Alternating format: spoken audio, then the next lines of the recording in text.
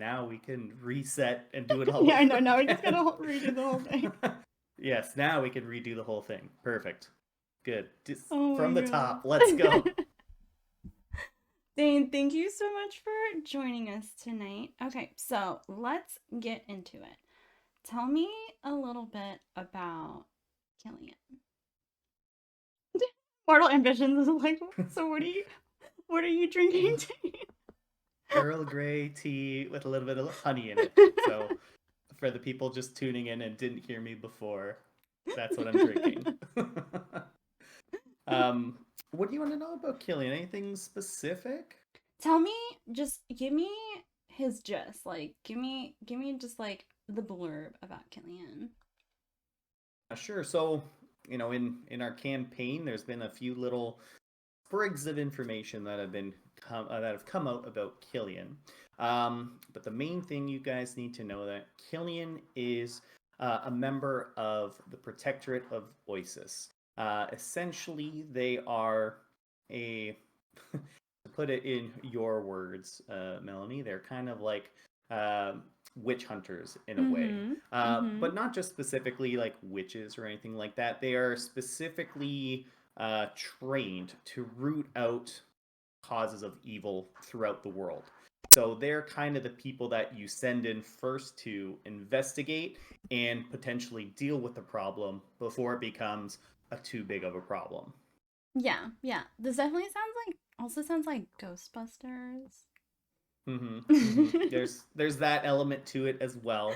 Yeah. Um, but in the protectorate that Kara has designed for me, there are kind of different subsects of the protectorate. Some are kind of the frontliners that you would throw out en masse to kind of deal with a large uprising of creatures and monsters, Mm-hmm. where the um, where Killian's branch of the Protectorate is more that first line of defense, kind of figuring out what's going on, how to root out evil, and just take it out at its source. Hopefully, before it becomes a worldwide problem, kind of like what's going on in Tuzankin right now.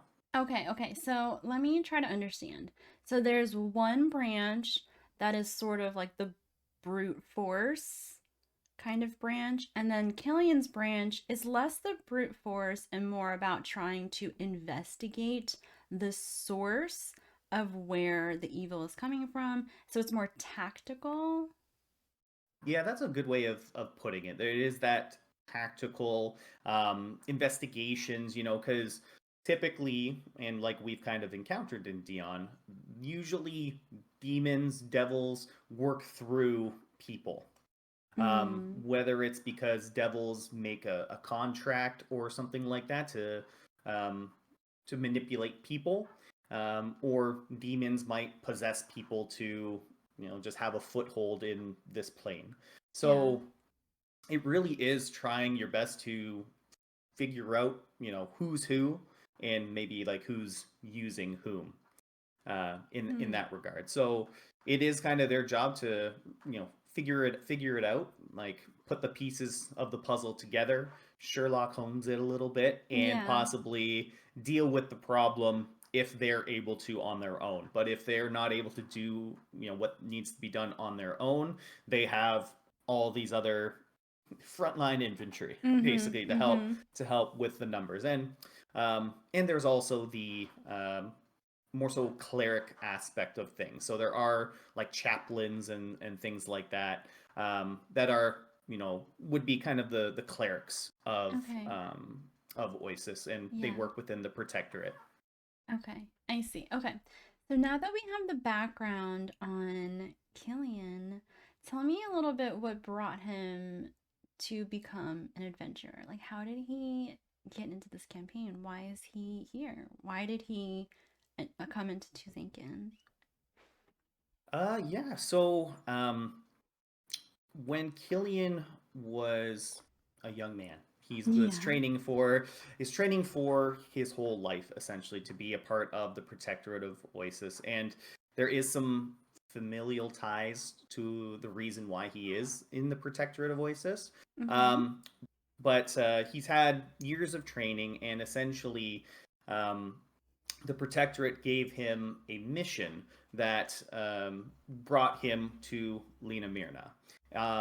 If you've listened to our campaign, it's been brought up. But for those that want a little bit of a spoiler about it, he was given a mission to seek out a hag that has been recently discovered, or maybe there's rumors of a hag that is currently on Lena Mirna. So the Protectorate Mm-hmm. tasked him with rooting out this hag and potentially eliminating them if he is able to.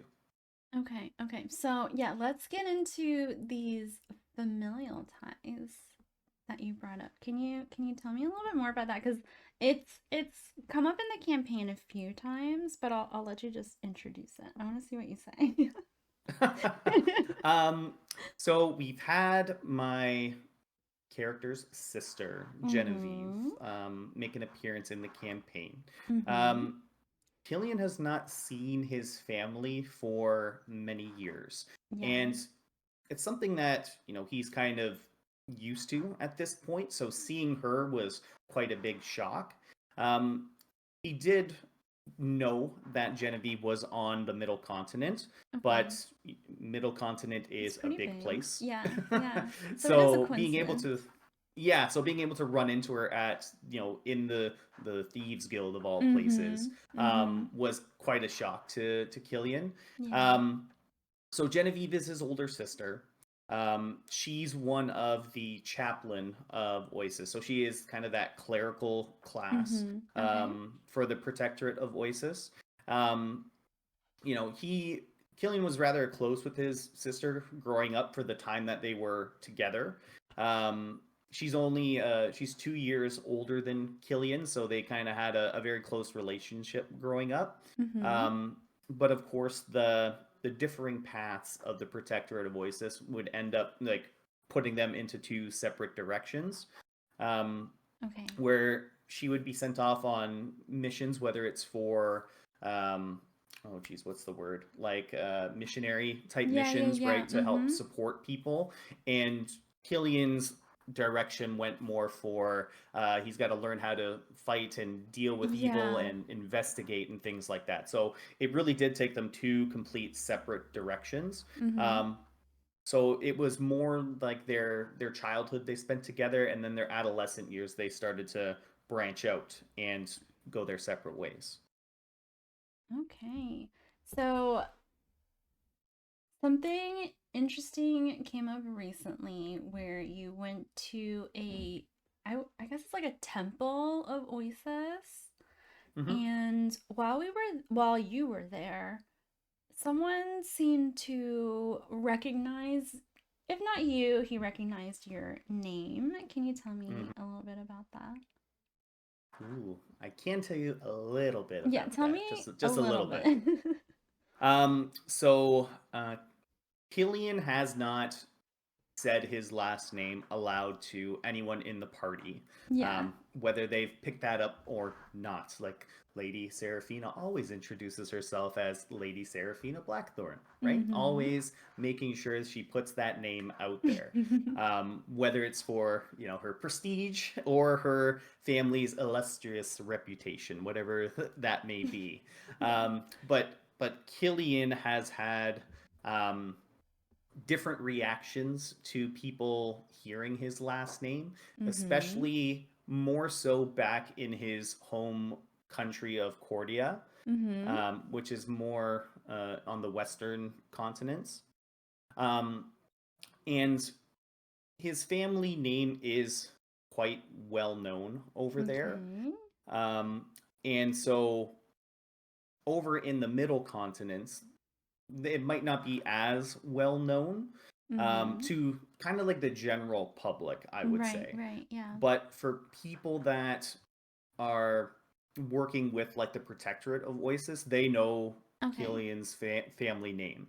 Um, and he's rather apprehensive of speaking about it because it typically leads to nasty looks and things like that.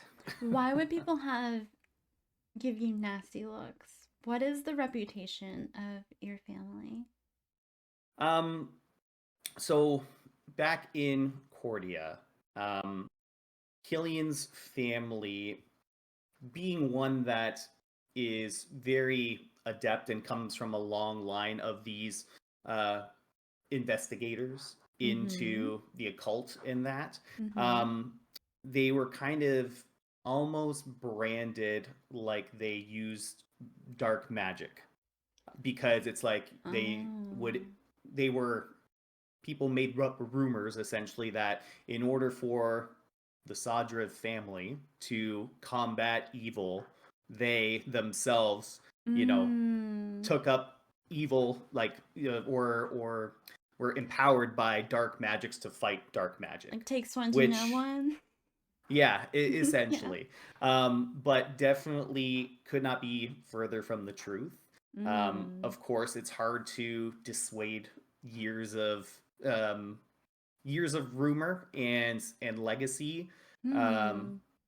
but yeah, that's kind of the main reason why. So on his home country of Cordia, his whole entire family was kind of seen with this negative like stereotype or just Mm-hmm. had this Yeah. negative association. Yeah. So he learned that quite young when he went on his pilgrimage as part of his training, Yeah. where he would say his name, introduce himself. Well, I'm Killian Sodriv, Mm. and people would be like, sus. Hmm. Mm-hmm. I don't like Mm-hmm. that. Mm-hmm. Mm-hmm. So he very quickly learned that saying his name would cause people to withdraw, whether, it didn't, and it cut off lots of information for him during his investigations and things like that, because people wouldn't Oh want to talk to yeah. him. Yeah. Mm-hmm. So he's kind of internalized that and brought it with him to the middle continent, where he's very hesitant to say his last name to people. He's also not the type to be like show off and standoffish about his name. Mm-hmm. Um, Even though it comes from like a rather like distinguished family line with deep ties to Cordia, Mm-hmm. um, he's not one to just like whip it out and tell people his name.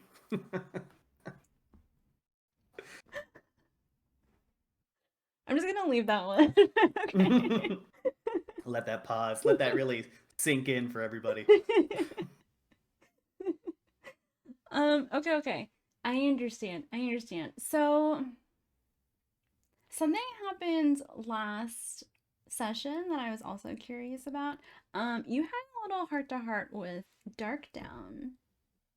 Yeah, I Yeah, did. tell me about that. Tell me why. Tell me why I did it. Um, so I think it was the session before that one where Killian and Marway and Ados, Mhm. Mhm. maybe in the 10th or ninth session, where we went to kind of call in that debt that we had Yeah. with the Yeah. Thieves Guild to get us a ship. Mhm. Anyways, during that conversation with Maraway, um, we got to talking about Dark Down and all that kind of stuff, and how Eidos and Killian were not fans of them. Um, Killian just straight up for the clearly dark magic stuff that's going on with her. Mhm. But Maraway did kind of convince him to maybe kind of see her as someone that needs help. Um, Not just kind of put the blame on her for, you Yeah. know, delving into this. There might have been reasons why, and right now she can't really explain herself too well. Um, so when Killian talked to her, he wanted to see if who he presumes to be Yurika Fellshade is still in there Right. somewhere. Right. Mhm. And if she was wanting to be saved, does she want to go back to who the person that she was? Yeah. Um, and Killian kind of got that confirmation from her that she does. So it's where Killian was once leaning towards like this is just someone that's evil. We have to kind of take care of them, in the kind of way. He's now more of the wanting to save this person. Okay. And it's probably also going to help that she probably has some answers that he wants to know about the unyielding guild there, or the whatever's going on. She's got some ties to it that Killian Yeah. wants answers to. So it's kind of a twofer. If he helps her out, he'll do something good and get more information to help his investigation into what's going on in Tuzankin. Yeah. Yeah. Okay, so you feel like Killian has changed his views on Dark Down.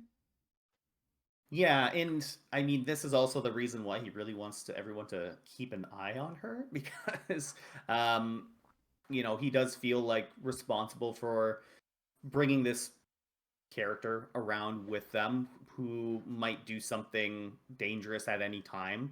So he's always really wanting to keep close tabs on her to make sure that she doesn't do anything like that. And Does so yeah. Oh, go ahead. go. No, you go ahead.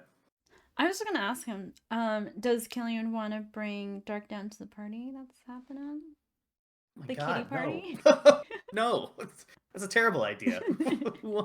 I feel like she'll climb up the walls and drop on somebody or something. I don't know. Well, you said he needs someone to keep an eye on her. I wasn't sure if he felt it I was mean, okay to like, leave her unattended.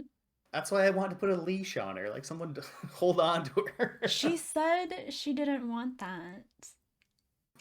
Oh, well, too bad. I think I also we don't should. want her to run rampant into town, but that's already happening. I think we should respect her wishes and her agency to not I can be respect her tied down. wishes when she's not a one-eyed monster.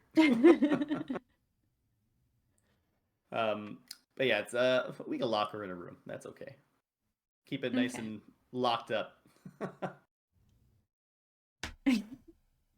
Killian and Zada's hate.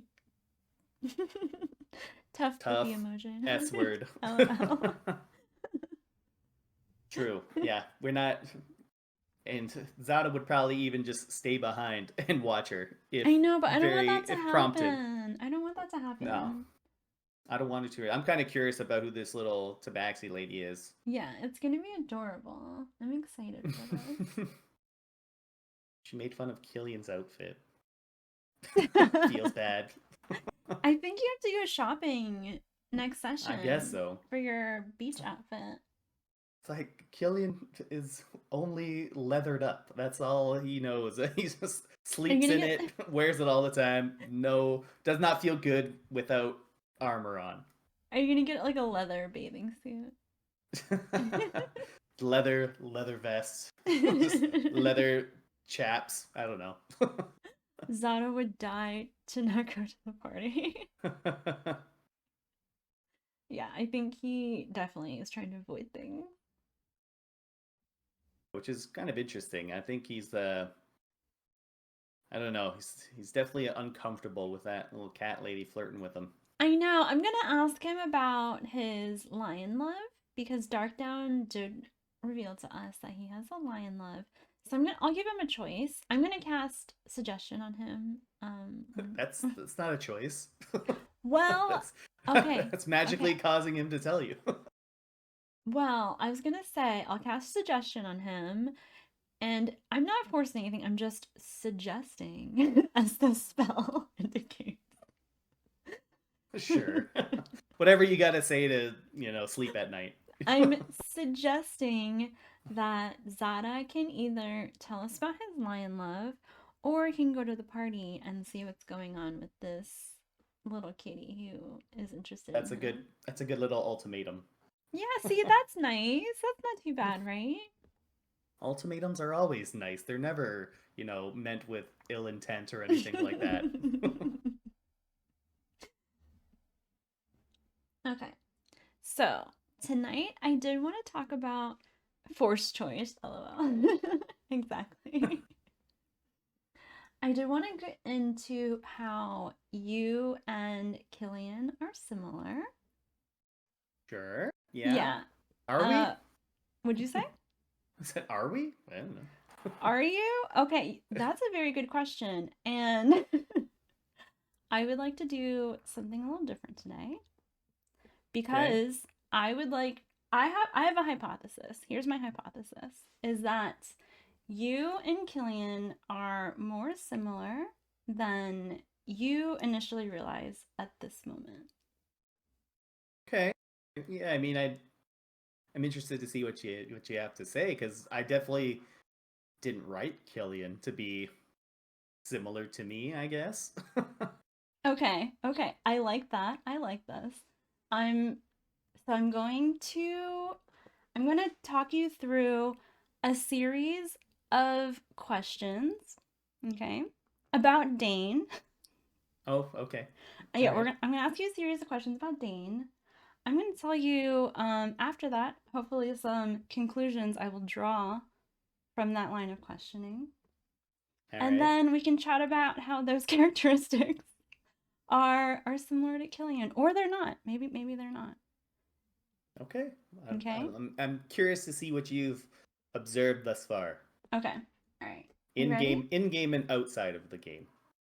Okay. Yeah. Let's start with, you know, kind of what happened at the beginning of this tea time about Okay. about my endless audio issues and technological issues that I Yeah, go struggle. on. Go on. Tell me about it. Okay, let's take a step back.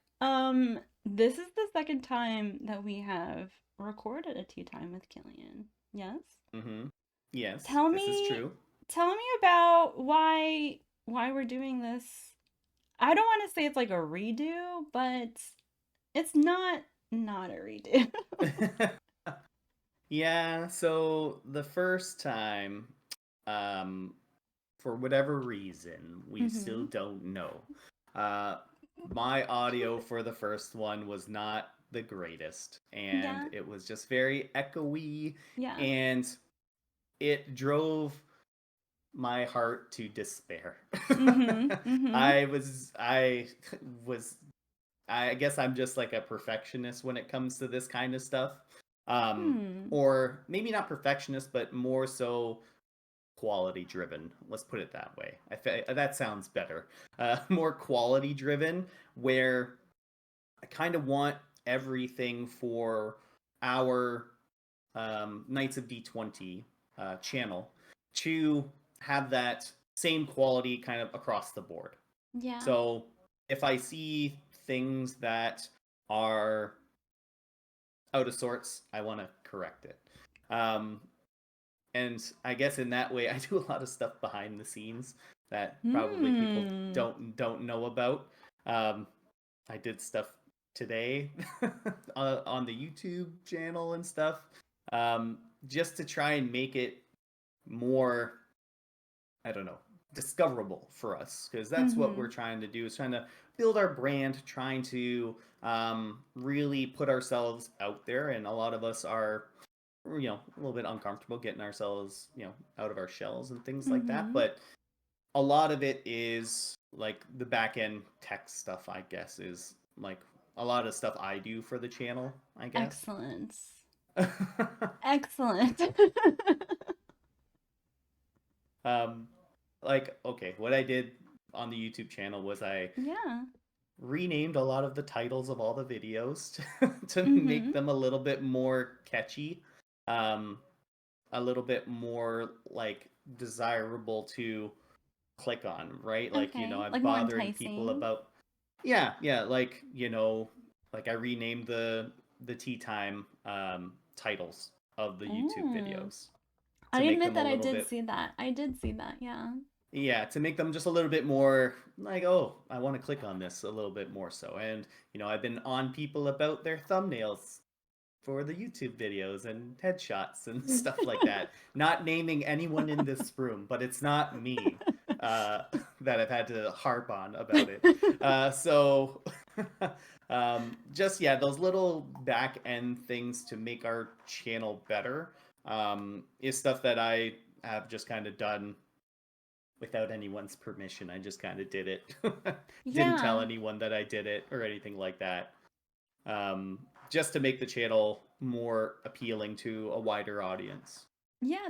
Okay, perfect. You fell right into my trap. So, Immortal Ambitions also likes the word that you used, which was quality driven instead of perfectionist. So thank you for introducing that to our vocabulary. Yeah, I guess it um, has less of a negative or not as negative of connotation as perfectionist. yeah, I do have a question. Do you find that you're a perfectionist in all things or just certain things that you are Um, passionate about? I think that's kind of the you hit the nail on the head there with things that I'm passionate about. I really like to put a lot of effort into, Mm-hmm. and I want to make it like a good quality product. And sometimes the attention span wanes for certain things, but when I get into that groove of something, then it just kind of flows, and I like to make it as good as possible with Mm-hmm. whatever I have available at my disposal to do so. Mm-hmm. Mm-hmm. And Um, go ahead. yeah. Well, I was just gonna say, like, for like my own campaign that I write, it's not perfect, but I definitely put a lot of effort into it because I enjoy doing it. I enjoy putting out the story. And I guess the other thing for my own campaign, I first started it because I was, I don't know, a little bit liking that, liking that control. And I've kind of, as I've gotten older, I've definitely noticed it's the kind of thing where it's like, if you, like, no one's going to do it for you. You know what I Mm-hmm. mean? Mm-hmm. Like, you got to go out and either do it yourself or find like-minded people, Knights of Mm-hmm. D20, who Yeah. want to join you on that journey to build something. So me starting my own campaign was just because I had run into many times where campaigns fell apart for no reason. So I was like, you know what, I'm going to do it myself, and I'm going to stick to it. And little did I know, almost 2 years later, the campaign would still be going on in the same story, um, which is, I would say it's probably in like the minority of people that play D&D get that kind of experience Yeah. where I'm sure people read about, oh, my campaign went on for 10 years and 5 years Mm-hmm. and stuff like Mm-hmm. that, where people are lucky if they're able to get their friends together once every 4 months to play this game. Exactly. Yeah. Perfect. Can you tell me a little bit about what makes you so passionate about this project, this Knights of D20 project? um So I definitely took like inspiration from the other classic like D&D shows that are out there. Mm-hmm. I've always had a um, I've always very much loved playing the fantasy genre. Like I've always been like a fantasy type person, whether it's medieval type stuff or even like sci-fi, like big Star Wars fan and stuff like that. Um, Even like World of Warcraft, stuff like that. Like I've been a fan of those kinds of games, and when I found Dungeons and Dragons and started playing it, everything became so much less appealing to me in terms of like video games and stuff like that, Hmm. because I felt I had much more fun playing Dungeons and Dragons than I did with like other video games that were out there. So Hmm. like I rarely play video games anymore. Um, like I still haven't beaten Baldur's Gate, which Neither is have kind of I. like, Yeah. and I've played it. I've played it up to Yeah. like probably the start of Act 3, but I Wow. never really like finished it. And I've played Yeah. making new characters and stuff like that. And like I don't know if it's just because I enjoy character building. I think um, when we were making the switch over to the 2024 rules, and I showed my screen, and I had like a whole fleet of characters made on Perfect. my D&D Beyond account. That comes from like wanting to explore options, seeing cool builds online, um, like optimizing builds and stuff like that. I like that kind of min maxy type of Mm-hmm. gameplay, but making it thematic, like not just being strong for strong's sake, but like weaving it into a cool story while being powerful at the same time. Um, and I think that just comes from everyone wanting to be a cool hero in their own story. And so, yeah, Dungeons and Dragons was always something that was very appealing to me. I started recording my own campaign and streaming it, um, mainly for like cataloging it for myself because I thought that would be pretty cool to see. After it's all said and done, it's like here's the whole videography of everything. But then I discovered, well, I connected with Bobby over a Reddit post, and we were kind of like the original group that started this project. Um, and really, I couldn't have found any like a better person to start this with, someone that had like the passion, same level of passion that I did for the game and for wanting to, create something out of it. Because we both are dungeon masters. We've both been doing it for a fair amount of time, and we just want to show what Dungeons and Dragons can be to like a wide audience because it is such a fantastic game. Um, and I think it's cool to see how you can bond with people that are across countries and become friends with them. And I just think that's really really cool, and I think it's a cool thing to show people that that might be a little bit more reserved, that might be uh, maybe a little bit socially awkward or something like that, that you can use this as an avenue to meet cool new people and form friendships and really just kind of not be afraid to be yourself in a group. Because as we've chatted about many times, and it's the topic of this whole conversation, is that eventually little bits of yourself come out in the characters. And I could tell by your face that you like that answer. Everything you said was more perfect than I could have ever imagined. And I'm not entirely sure if you know it yet. I guess I don't. I don't know. I mean, I bet you're gonna tell me. We're on our way. Um you said some very, very interesting things. Okay. So, Two varies. Oh wow. oh yes. You said that you really enjoy the fantasy setting, right? Is that true? Mm-hmm. I do. Yeah. Something very interesting that you mentioned is Baldur's Gate 3. What kind of setting would you say is Baldur's Gate 3? Yeah, I would say it's still like high fantasy. I suppose. Yeah, is Um. keep going. Oh, like, well, it's all set in you know Dungeons and Dragons land.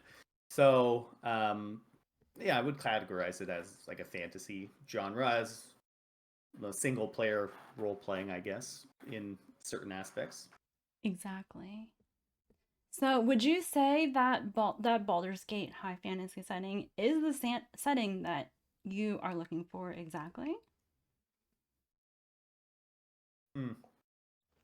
Well, I wonder if you could elaborate on that a little bit. What do you mean by that?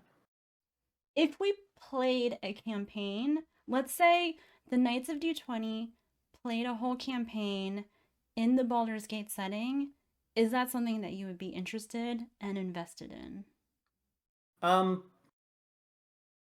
I guess in terms of like if you're going into the lore behind it, I Mm-hmm. suppose. Like Mm-hmm. I think it's cool when things are when things have a story behind them. Like when they Yeah. have that history to draw from. Like I'm plugging our book that we just read, the terrible awful book.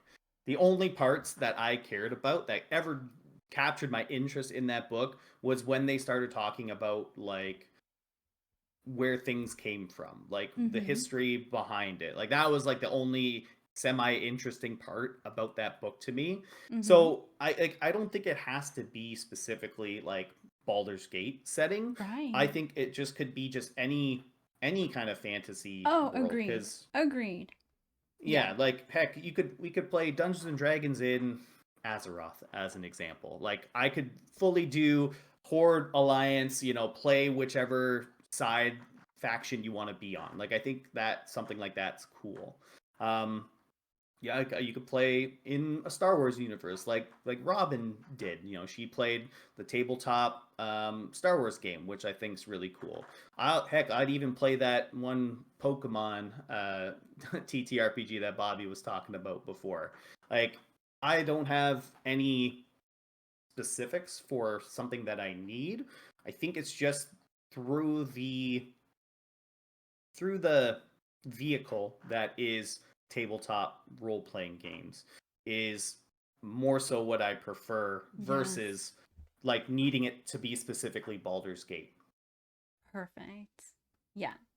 So would you say that the difference between playing Baldur's Gate as you would describe as a one person sort of campaign versus what we do in the Knights of D20 is the fact that, there's different people, there's a connection, there's a bond that's there. Do you think that's the difference for you?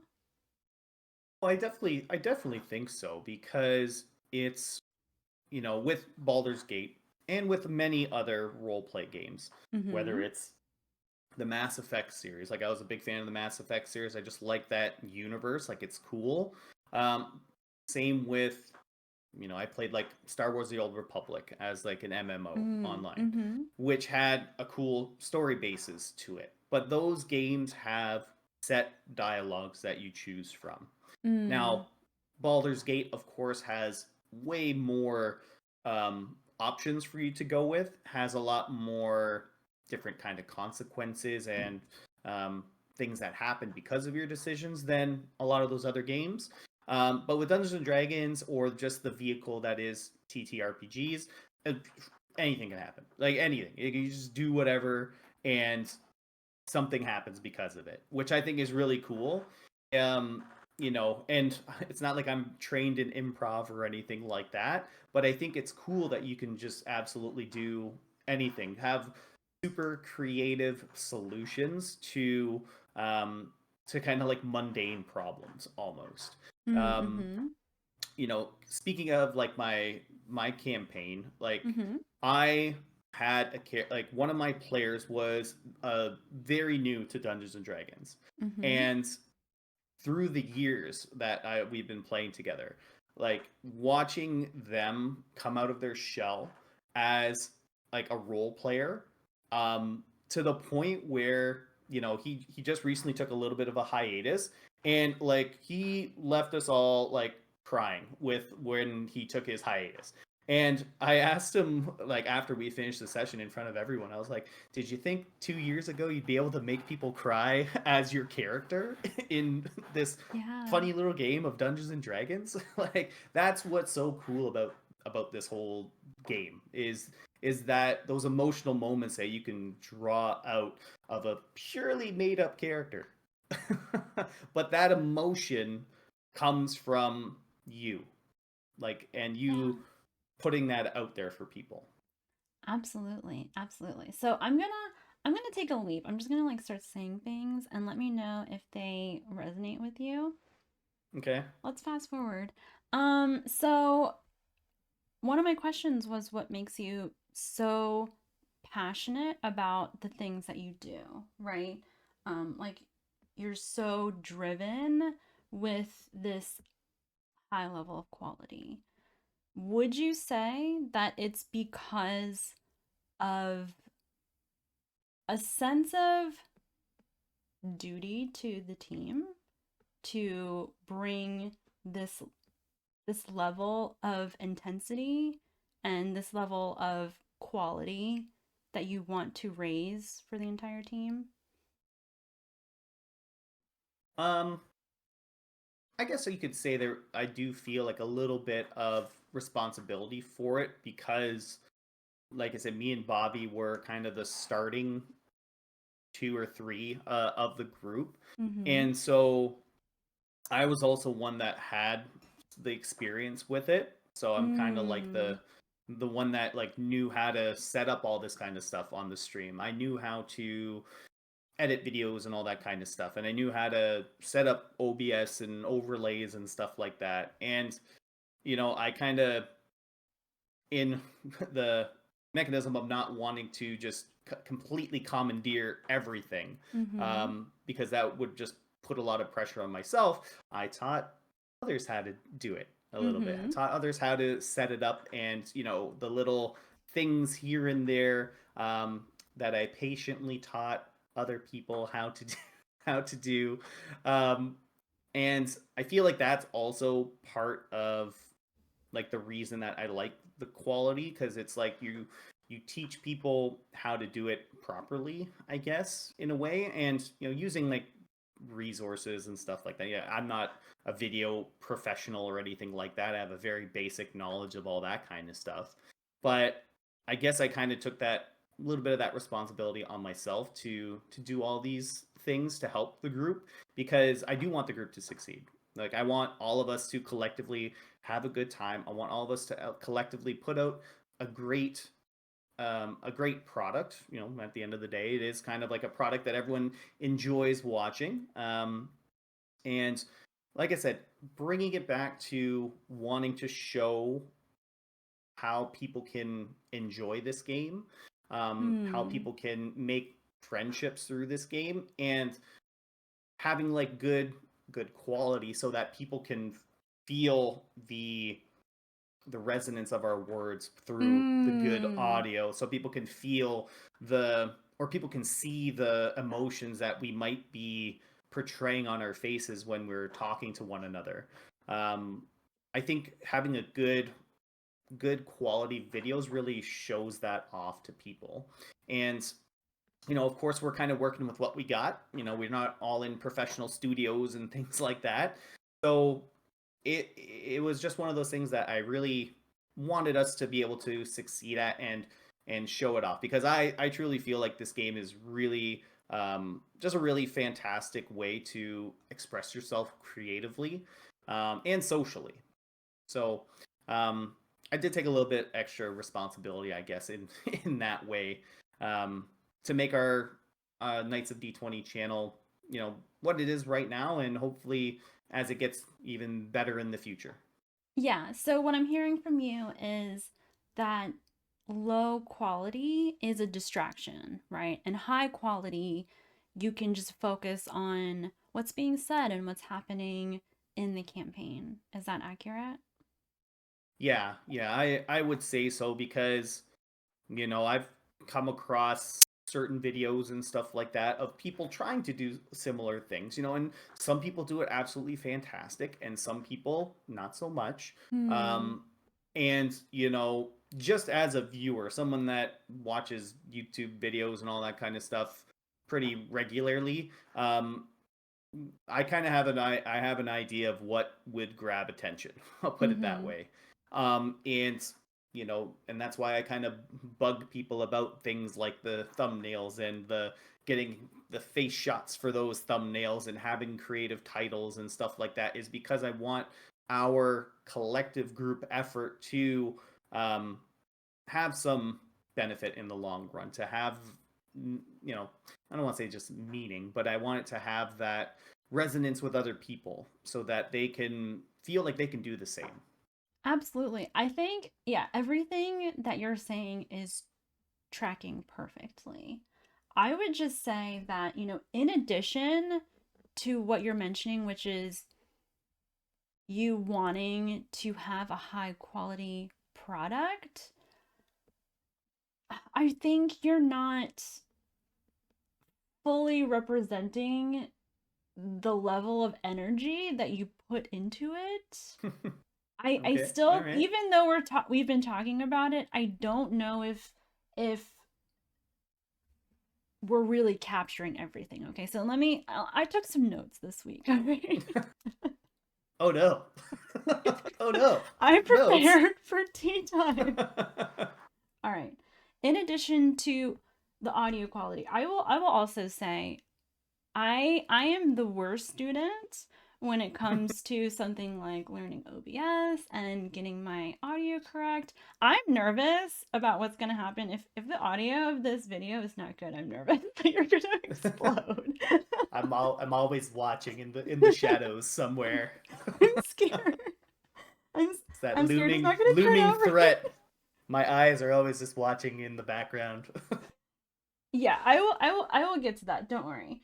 Um So yeah, you're really concerned about the audio, but I will say, I was a very very poor student because I'm not terrible with technology. I know a little bit, but that's what makes me the worst possible student is that I know a little bit. So I kind of think I know where you're going with things, but I have no idea. I have no idea. I'm just clicking around.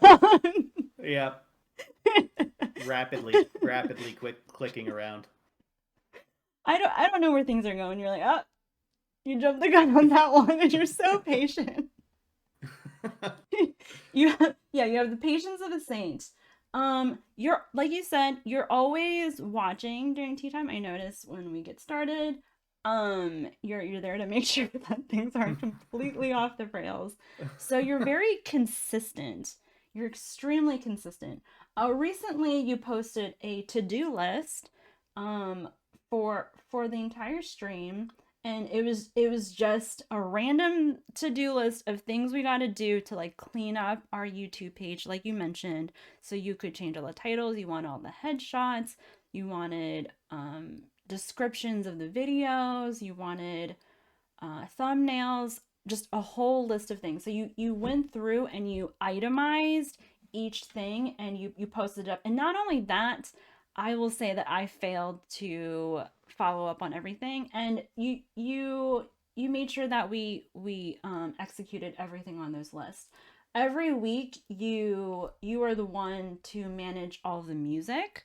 So I feel like the music is really overlooked because it's just in the background. You don't really notice it, and that's kind of the magic of the music, right?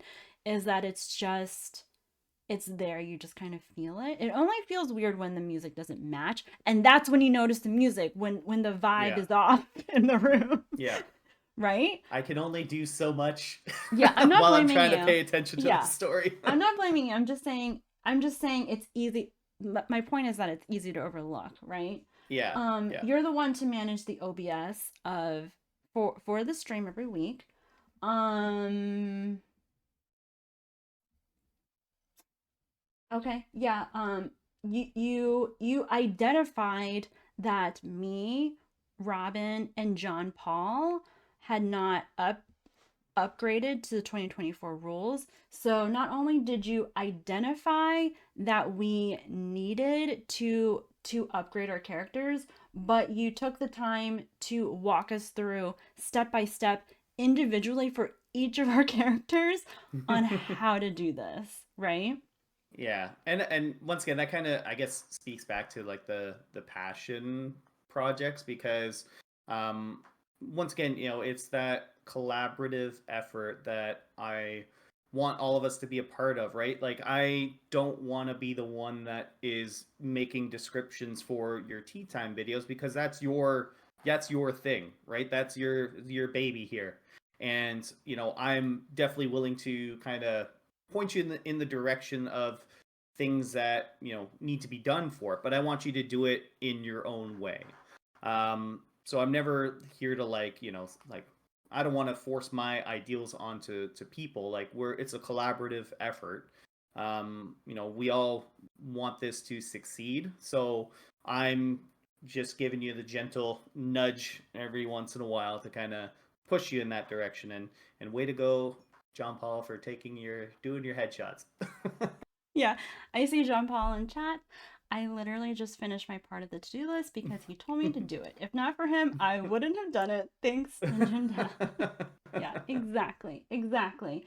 There is more. What else? Okay, so I want to take it to the next level, right? Because it's not just the quality that I've noticed, right? It's you also have like a high level of availability because you're extremely responsive, and you're always available to help when someone needs help, right? And you always Yeah. you always take it, you finish to make sure that everybody has what they need. So somehow, we're like a million people are trying to log into our Twitch account, right? And it's your phone number. So you're the Yeah. one who always gets the code, and then somehow you're always so responsive. You're just always available all the I don't know if time, that's I don't know if that consistently. just speaks to my phone addiction or Okay, or sure. just Okay, being sure. All responsive. right. Okay, yeah. I don't want to hear excuses. I'm not finished because there's more. What else? Okay. I want to talk about casting friendship, which is the podcast that I have with Kara too, right? Um, Yep. I had gotten some feedback about for casting friendship after like the first episode, right? And so I did post it Mhm. in chat, and the feedback that I had gotten was about being more proactive about speaking up, right? Yeah. Did you notice that? Okay? Did you read the feedback? Are you alluding to me purposefully making you engage in the conversation? Is that what you're about to get to? Exactly, exactly. What I'm trying to say is that you read the feedback, and you you tried to absorb it, and you tried to think about what you could do to help the situation, right? Like, what action could you take to help make the situation better? Would you say that's accurate? Yeah. Oh yeah. Yeah. Would you say Definitely. that's yeah, would you say that's accurate for, our whole project, right? Like, you come into this, you think thoughtfully about how you can contribute, how you can support the team, how you can make things better, right? Yeah, I would say so. And I think that's even in like the conversations you and I have had about like our characters and stuff like that too. Just probably on your list down there somewhere. But Yeah. but I want to help people. Yes. Like I want to like once again it is about I don't know if it this goes back to the wanting that good quality, but I want people to enjoy themselves while they are playing this game. And if that is a point of growth for someone, like I don't have any issues with being there to help support them as they grow into their particular roles. That I've kind of developed and honed that skill a little bit as a dungeon master. So a dungeon master is kind of a very lead people by the hand kind of position. Mm-hmm. And so whoever says Dungeons and Dragons doesn't have real world applications, they're wrong.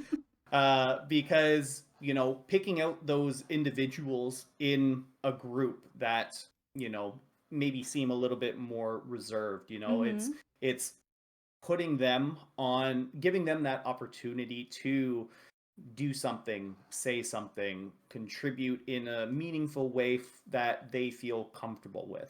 So in me bringing like talking to you and saying like during that podcast, directing questions towards you was part of that way for you to start to feel more comfortable, because you've brought that up to me in the past that sometimes you have those difficulties with Mm-hmm. with those avenues, whether it's the role playing aspect of things or working on that feedback of initiating those kind of questions or that discussion and things like that.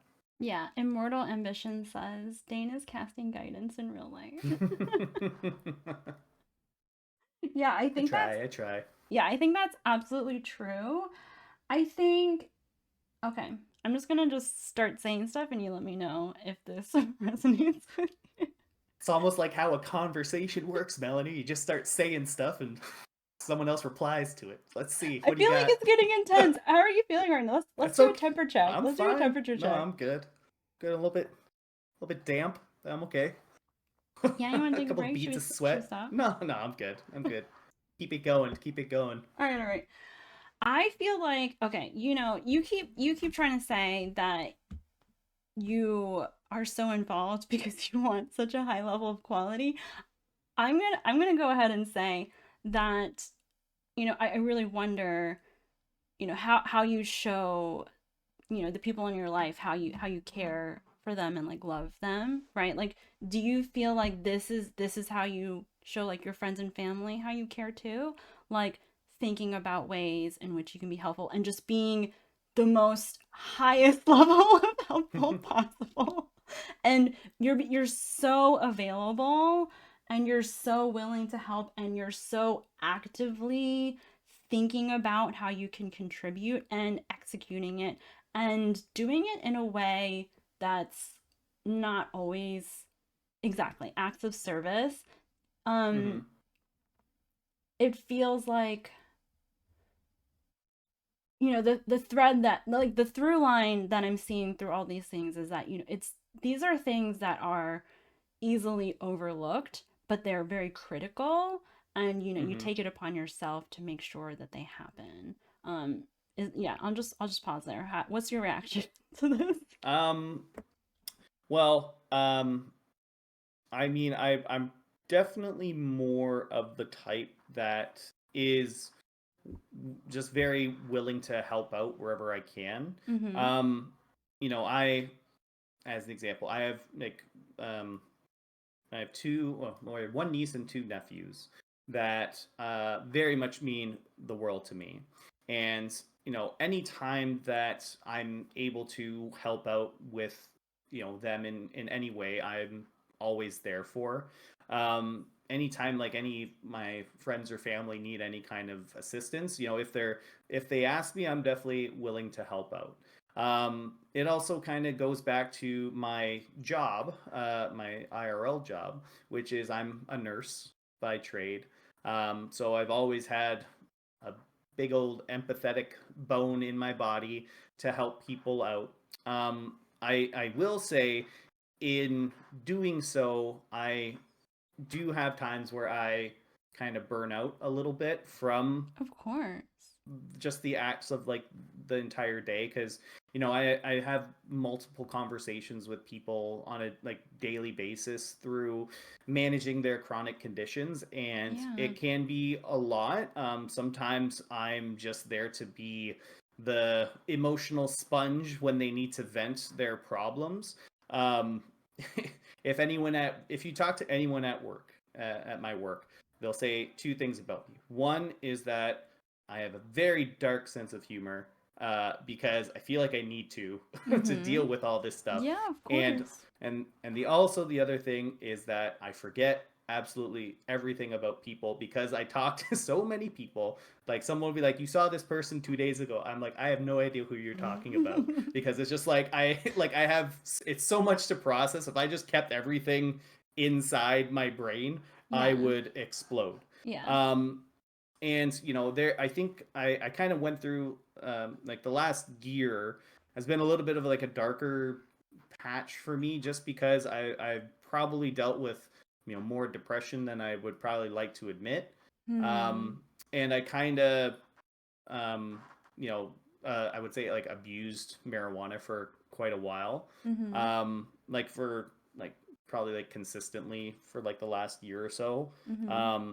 And I kind of just took it upon myself, and I told my girlfriend, I was just like, listen, I really need to stop doing this because it's never any good. I just very like I withdraw into myself. I'm not social. I don't really talk with anyone or anything like that when I am partaking. And Yeah. I would notice that it would bleed into my weekends and stuff like that, and Yeah. it would like, I would tell myself I only good to do it at nighttime to go to sleep, and then the weekend would happen. I don't have any plans. It's like I'm doing it at like 1 p.m. and Yeah. then my day's shot, and then I would just get into like a very self-deprecating spiral, Hmm. which wasn't doing me any good. So I've not been doing it for like the last few weeks, at all.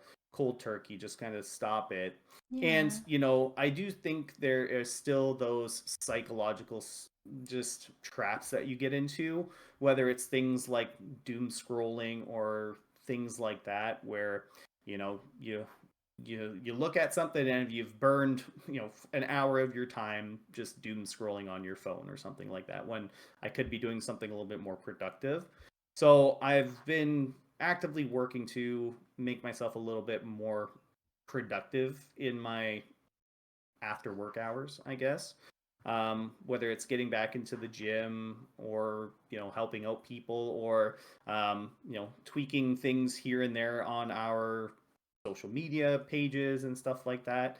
Um, but to kind of round it back, I guess at the end of the day, like I'm a very empathetic person. It's something that my mom probably picked out in me when I was rather young, because when I was in high school, I didn't know what I wanted to do.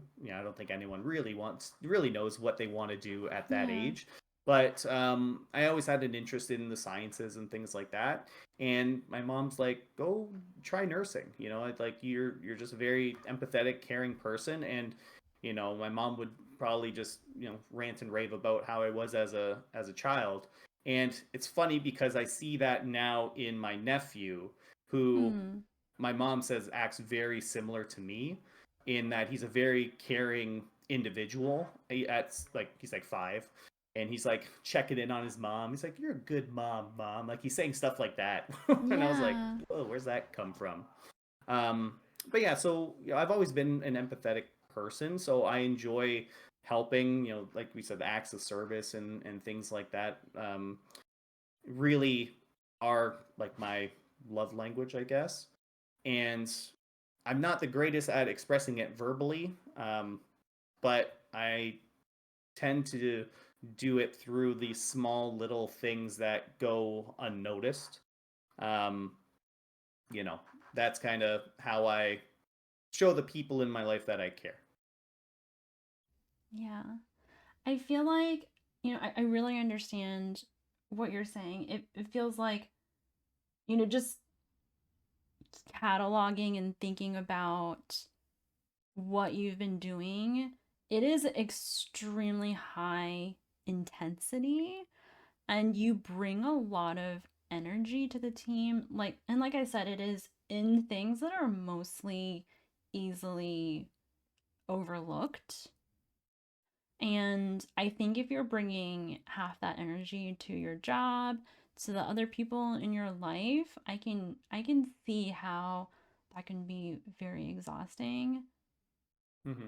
Yeah, and so I think it is important to have boundaries and to think about what's too much and when you need time to yourself. Cuz I noticed you said that you want to be like more productive, but I kind of wonder, like, what are things that you can do to just decompress just for yourself? Like, what are things you can do for yourself? I don't know. I just wonder if that's a Um, concern.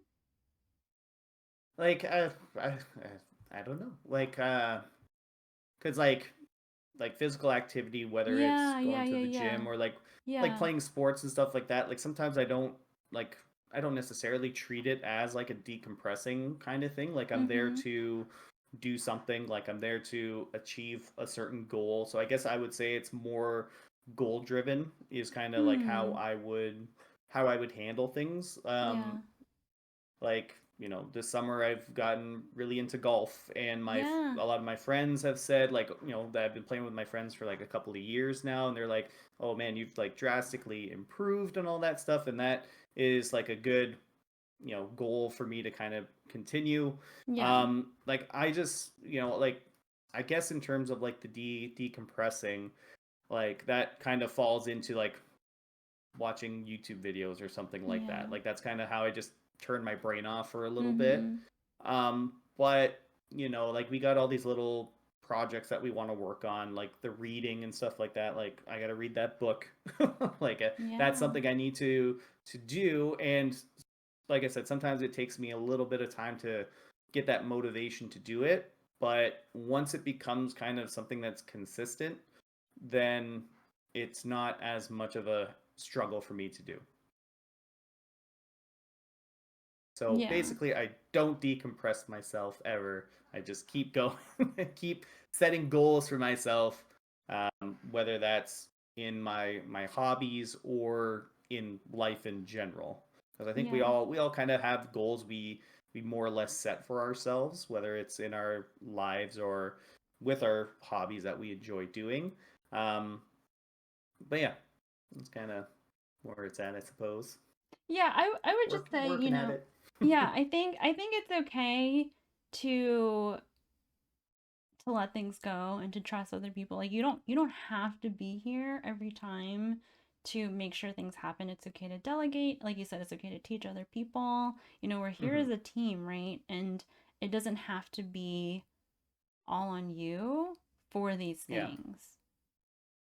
Yeah, and I guess that kind of comes back to the whole thing where it's like that. Um, it's like if you want it done right, do it yourself kind of attitude. Where I am getting better at delegating stuff. I think it's just a matter of wanting to make sure you're comfortable or whoever is comfortable with doing whatever task it is before I'm like fully ready to like let go, I guess, Yeah. if that makes sense. I think that makes me feel like I want to do better so that you can relax. So I think my awareness has also been raised, and I will do better to stay on task and get my to-do list done. Sorry, you've done most of it already, so you're doing good. Don't worry. So thank you for your patience. I appreciate that. And thank you so much for being so vulnerable. But Yeah. to take it back, I did want to talk about I didn't want to talk about the killing. We were talking about Dane. I did have a conclusion for these questions. And it's, how does it relate back to Killian, right? Like, from you I see there's like a very high level of loyalty, a lot of sacrifice. I feel like you sacrifice a lot of your time and energy and love into just so many avenues, and you're abnormally dependable. Just there's just a very high intensity of dependability. And I would also say that, I already mentioned that a lot of the tasks that you tackle are those that are easily overlooked, right? Okay, how do you think this relates to Killian? um.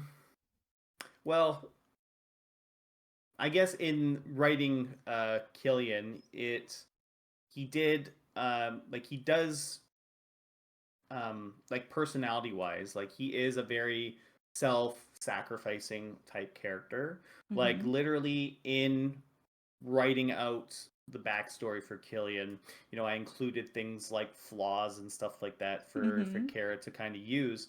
One of the flaws I put in there was that Killian is a self-sacrificing type character. He will throw himself in harm's way to protect someone else, particularly people that can't defend themselves, so like Yeah. commoners, things like Yeah. that. Um, very much like a call to action kind of person. Um, Exactly.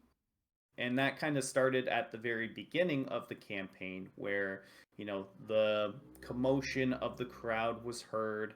Everyone's running away from whatever was there. And Killian was like the first one of the party to run towards the danger. Um, and so that has kind of spread out into things like Killian uh, doing acts of service for people without any kind of desire for monetary gain or anything like that. Now, of course, some of that falls back to his deity and his Of tenets of course. the religion that I kind of was reviewing with Kara at the time.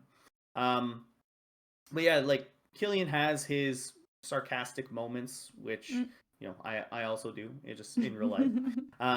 And but he also, like I said, has that very giving personality. Like he doesn't mind giving to people that are in need. Like Mm-hmm. the whole feed the people thing was his idea. Yeah. Um, in hopes that, like, yeah, we might like gain a little bit of information as to what's going on in the city, but also at the same time we're doing a good thing. Yeah. Killian overpaying for the holy water that he got at his from his church. Mm-hmm. Mm-hmm. He's just like, no problem. Like, it's for, I know it's going to go to a good cause. I know, this is going to be the case. So he doesn't have any issue doing that kind of thing. Um, Believes in like redemption. Benefit of the doubt kind of thing. But at the same time, not a fully trusting person right off the gate. And I guess that kind of, emulates me a little bit too. Like, there's always stuff you kind of pull back, tough nut to crack kind of deal. Before I fully invest into someone. And so it's kind of the same thing with Killian, where he's kind of keeping the group at a little bit of a arm's length when it comes to personal details. Um, like, he wasn't there when, like, he didn't have anyone around when he went to go see Darkdown, because he knew that something might be said Yeah. that he didn't want Yeah. people to Something hear. vulnerable. Yeah. Yeah, exactly. So he does play that kind of stuff close to the chest. But yeah, like, so I guess in terms of like personality, there are similarities between me and Killian, and once again, that kind of rounds all the way back to saying, when we make these characters, eventually little bits of our personality come out in them, even if you don't realize that that's what you're doing. Yeah. Yeah. That was my Melanie was right. Dane and Killian are pretty similar. What else? Did I have anything else? I was trying to make him a cool palette, and then he just turned into me. Yeah, I would say that I think a lot of what you said is true. I feel like a lot of ways in which you and Killian are similar. Do you feel like, was it surprising to you in any way? How was this conversation surprising to you at all? Little bit, because like I said, it wasn't really, like, that wasn't my intention. Like, I Yeah. wasn't writing Killian to be just a reflection of me. Mm-hmm. um like, when I was writing the entire story, I of his backstory, it's like there's nothing about his backstory that relates to like my life or anything like that. Like, there's nothing about that, but it's just how he's portrayed by me is where my personality comes out as Killian, essentially. Yeah. Um, Yeah. so, um, so I guess I didn't expect all this to be the case. Happy coincidence. But I guess, to give kudos to you, because it's something that, you picked up on and noticed, in regards to, um, how I play Killian, and just how, like, it translates into me being a person and doing all these little things. So it's you that kind of made that connection. And and I think that is a lot of the case for, anyone. It's never you that notices these little things, right? It's Yeah. always other people. So I think that's pretty cool, that, that it goes. It's pretty cool that it's not unnoticed, in, I guess, is a way to say it. Not that I was like looking for, like, I'm not looking for the gratitude or anything like that about it. Like, that was never the intention. I never did it for praise or anything like that. Like I said, I did it to raise the standard of the quality that we're putting out there. Yeah. Maybe I am misattributing it, or maybe I'm reading too much into it, but I take it as, I can tell that you are extremely invested by this giant magnitude of effort that you're putting into things. I read it as, maybe it's just because I'm just more emotional, but I take it as, you being invested in us and the team and you caring about us. course. Yeah. Well, it's our baby. We're all working on this together. So Mm-hmm. we're all a part of it. We're all putting in, equal amounts of work. Yeah. That we want to make this successful. And we've been going at it for a couple of months now. Yeah. So, that just shows everyone's dedication to everything. And it's great to have like just a like-minded group of people to grow this with. Yeah. Yeah. And I definitely think it would be a lot different if people weren't willing to learn and willing to kind of do some of these things. Or, like Bobby's the idea person. He comes up with all these ideas, but then everyone is able to make it work and everyone is able to contribute in their own way to making it work. So, I'm happy that we found everyone found each other in this big wide world, Aww. because we all do fantastic work together, and we're all becoming friends online, even though I'm in Canada and all y'all are in the States. Do you feel left out? A little bit, yeah. Yeah, no, I completely agree. I think it's really wonderful. I wanted to chat this through today to just, not only this was just a proxy to talk to talk about how much everybody appreciates you, to recognize the immense amount of effort that you put in that's very easily overlooked. And my excuse was to compare you to Killian. One more thing I did have in my notes was that Killian is very reserved. He doesn't say that much. Um, and the place that he really, really shines is the combat. You had mentioned, you put in an immense amount of effort. You like to min max characters, and I think this follows the through line that we've been drawing, is that you enjoy like having like the cool character. Because I'm gonna be honest, I don't care if I don't do well in combat. Yeah. That's not universal. But I feel like you want to be like well utilized in combat, and I think that follows this through line, right? Like you want to be helpful and you want to be able to take action when it Yeah. counts. And as Killian will grow over time, like he Yeah. will take more of a, like Zada's character is very combat like oriented, where they do Mhm. a lot of, he does a lot of damage, right? Attacks a bajillion times, and same with like Bula. Her character can really dish out the damage, and I'm like, I see it in on the back end of the DM, in me seeing it in behind the scenes, and like the paladin is like, it's not a essentially, like, they're a frontline fighter, but they are that element of support. Like, Myroway has his way of supporting everyone. Like, your character Seraphina is very good. Not just like, yeah, they might not have like the combat toolkit, Mhm. but socially, like Seraphina is a very powerful character, with her ability to influence people. Um, uh, Ados is kind of a mixed bag. He's able to do both. Have those powerful magic spells, but also be a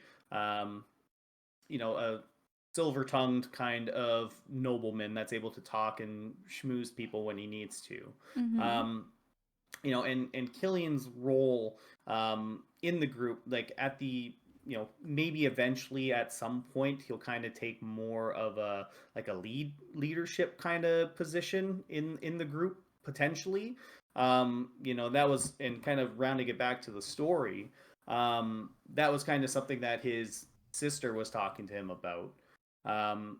Killian, for the most part, has more or less been pretty solitary um, in his years of training. He's Mm. had team ups and he's worked with people, but never truly to like the degree that he is with the group currently. Yeah. Um, and even so, like, not at this point, not like all our goals aren't all aligned, I guess, with like what we want at the end of the day.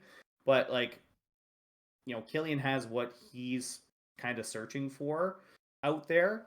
But as we progress in our levels and things like that, like Killian's divine presence is going to kind of make itself known through things like his auras, his paladin auras and stuff like that.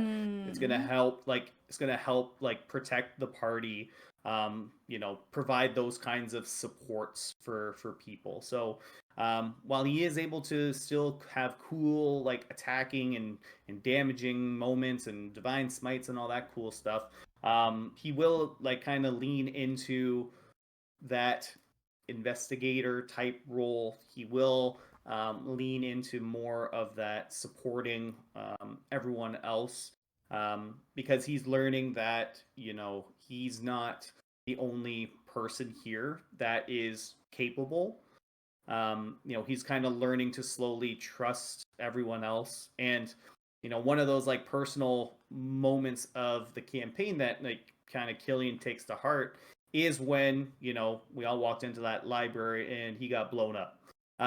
So in Killian's mind, he tells himself like, if these people weren't here, I'd probably be dead. So they've earned the benefit of the doubt, and that might lead to him opening up a little bit more if people are wanting to ask him the questions. Hello. Let's end the stream while we can, because I can't hear anything. Okay, this is perfect because I always have trouble ending the stream. So that is it for tonight. Have a good evening. Dane can't hear anything, so I'm just gonna wrap it up. Have a good evening, everybody. Immortal Do me a favor, Ambition. just sign me out, because I can't hear you talking right now. I don't know what it is. Good night, everybody.